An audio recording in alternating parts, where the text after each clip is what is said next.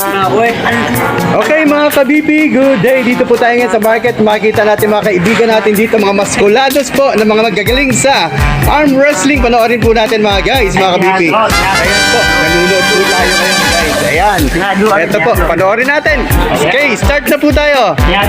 Parang matitindi, puro po mga bato-bato po ito, mga maskulados po ito ng palengke guys. Ito, ang titigas po ng katawan. Okay. Oh, mga. Wow. Ang lupit. Champion si Idol. Magaling si Idol. Pero nandun po yung isa sa pinakamalupit natin. Ito po ang ating pinakamalakas dito sa market. Ito yung idol natin guys. Ito po ay panlaban talaga sa arm wrestling. Ayan.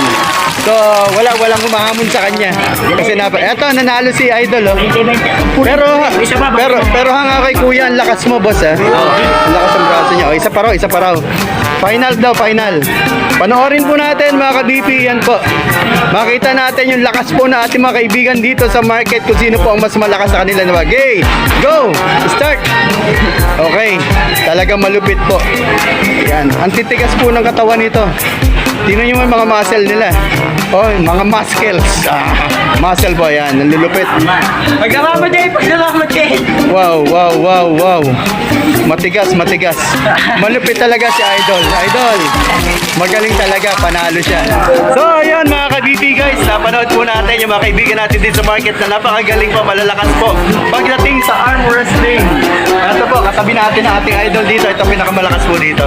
So, wala pang tumatalo. Hey guys, thank you. God bless po. Okay.